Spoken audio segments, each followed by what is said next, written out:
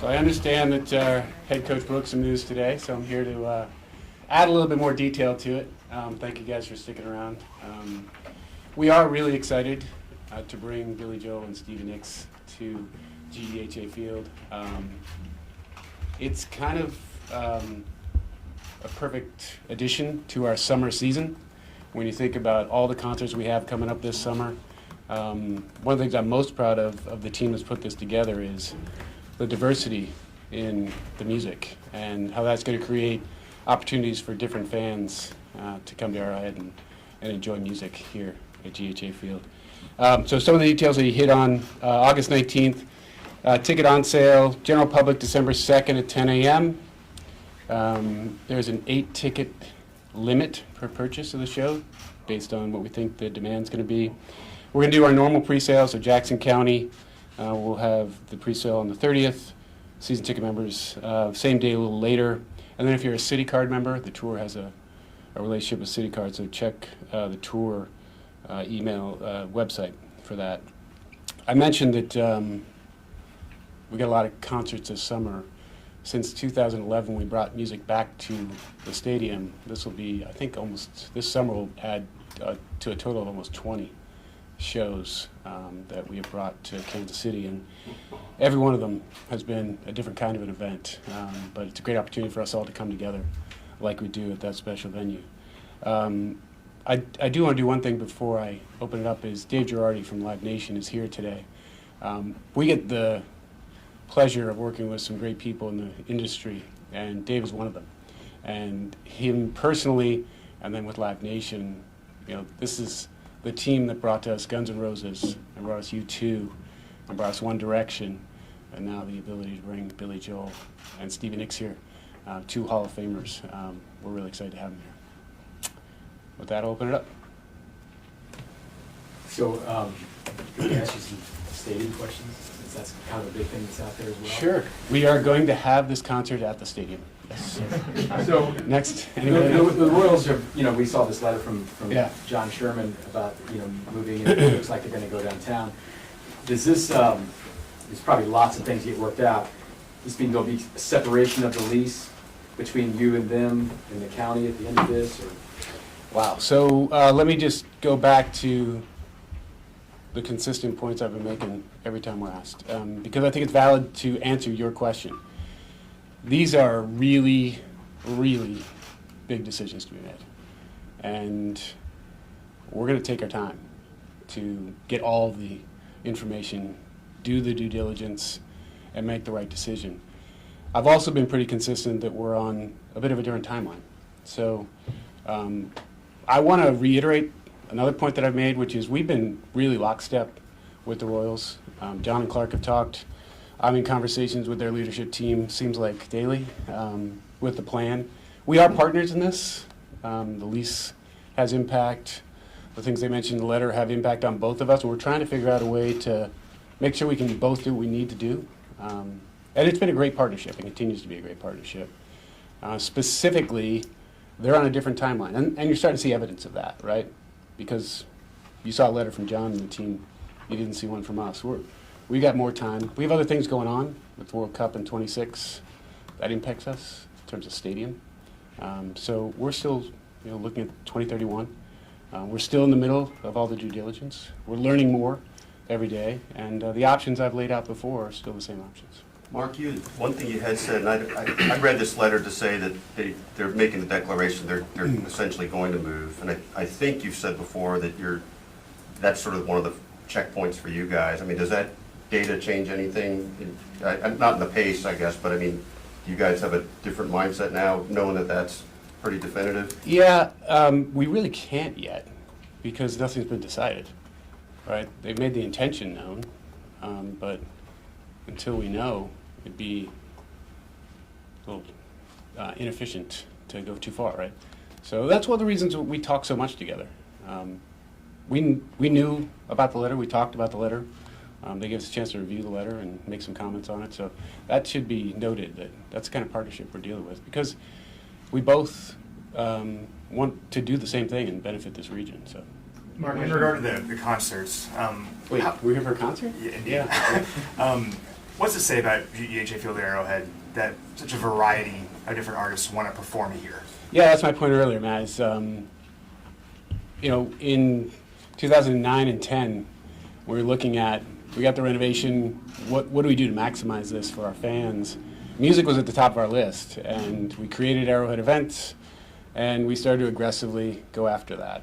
And to be able to stand here today and say 20 concerts in, I go back to that point I made earlier, which is every single event has its own flavor, and every single event brings its own crowd. And for a lot, what we know from our research is that it brings people who may never have been to the stadium before, and they get to experience everything the stadium has to offer. And hopefully they come back for another show, or hopefully they come back for a game. And it's one of the reasons we do it. But most importantly, it's to unite this community at another really fun event. And this will be a good one. Mark, are you anywhere in terms of bringing college football back here? Yeah, so active discussions about that. With all of the changes in college football right now, it's kind of put another hurdle in there for us until they figure out which conferences they're aligned with and how they're going to do it and who they're going to play. It makes it a little bit more difficult for us, but we think we're a viable opportunity for them, and especially, you look at the programs in and around the region, as they get better and better and more competitive, it creates another opportunity to really have a showcase game, and that's how we look at it. I know the Chiefs had a game last Sunday, but you weren't over in Germany for that game by chance, were you? I was not. I was here. We did have representatives over there. I thought it was important for us to have representation. The league acknowledged that. We made that commitment. The people who were there for us, it was overwhelming. And it just confirmed one of the big things for us, which is we looked at Germany as a great opportunity. And this past weekend proved that. The response was amazing. The league did a fantastic job. The two teams activated really well. We did some fun activation. They got some good pickup. And hopefully set us up to be there sometime in the future. Do you have any more indication from the league about a game there next year? All I would say is this, is we're aggressively working with them to make sure if there is a game or if there are multiple games, we're one of those teams. And we feel very, very confident that we've done everything we need to do to justify that.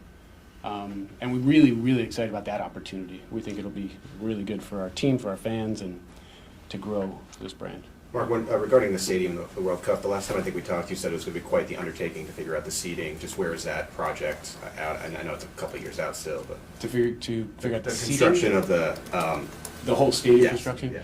Yeah, so we're a step further in that. Not punting the question, but FIFA's a little distracted right now. So we're on a little bit of a hold from our meetings with them on a consistent basis. But we've made some good progress. We got a good plan.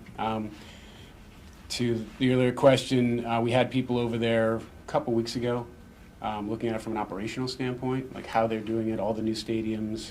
Learned a lot on that trip in terms of fields and things that it's going to take. So we'll add that into the mix. And do we need to do to be ready for 26? It's going to be a multi-year progress, though. It's not going to be 25 we figure it out. We're starting work in 24, so if not before. Sam, Mark, you just wanted to clarify something you said earlier when you mentioned 2031. Were Yeah. you saying that you anticipate playing at Arrowhead Stadium through the end of the lease in 2031? Yeah, so let me put that in context. It's always been our plan that that's our lease, and we're going to figure out what we're going to do going into the end of the lease.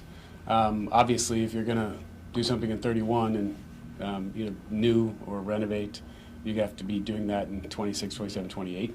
But we do have World Cup in 26. So our plan is still the same, that would be the time frame. Back to the question earlier from Vahez, because we share a lease, if things happen into that lease that allows the Royals to go earlier, then we have to look at that. How does that affect us, and would that affect our timing? With this concert coming in, I'm going back to this, and sorry everybody else, is Arrowhead actually looking to go through and put like a minimum number of concerts here per year? Or is that going to be just a floating number that, one for Garth Brooks, for Simpleton, Yeah. and 3 this year? So our events team will do everything in its power to hold as many concerts as we possibly can. I think our restrictions really are dates and tours. And who's out, when are they out, how's it fit within our schedule? And then, we do look at competitive sets, like having too much of one genre too close to each other or in the same summer. We try to avoid that. And that's one of the things that's going to be really cool about this summer. Legal? A couple little ones here. I know you guys were supposed to have Arkansas, Missouri here, and the pandemic happened and all that. Yeah. So did that contract just go away, or is there a game owed? Yeah, it gets technical, so I won't get into the contract, but we are in discussions with Missouri about how do we bring that game back or a game like it back. They've done something recently that restarted those conversations with St. Louis, so we'll continue those conversations. When it makes sense, we'll have them out here. And is there any musical artist that's the great whale out there that you're trying to get in here that you haven't had? Yeah, credit to our team. I had a list, and last summer they checked off the last one on that list for me with Garth. So it's been really, really amazing to see just who we've been able to bring here. When you really look back and think about those shows, it's fun to hear our friends and season ticket members talk about, you announce the U2 show, and you immediately hear, when's the last time they saw U2 here, right? Rolling Stones, same thing. Garth. Keep going down the list, and we've been able to bring them back, even people like Guns N' Roses. So it's been a fun project to work on. It is a ton of work, and every event is a huge challenge.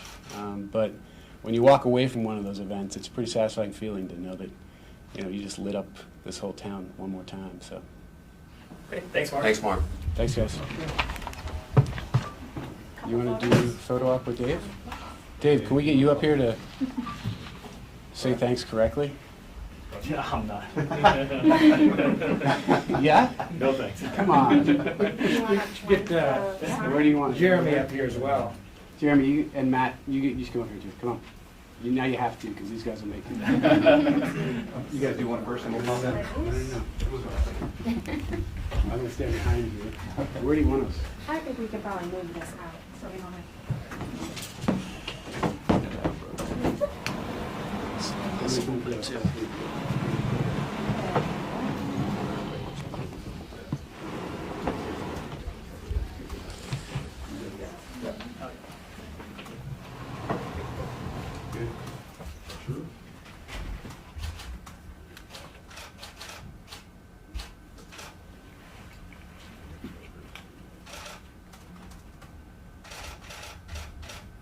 Good? All right. Thank you, guys. Yep. Thanks again, Mark. Thanks. So who's next? Who's the big one? Appreciate it. Who are you gonna have? Who's next? The big one coming. Come on, tell us.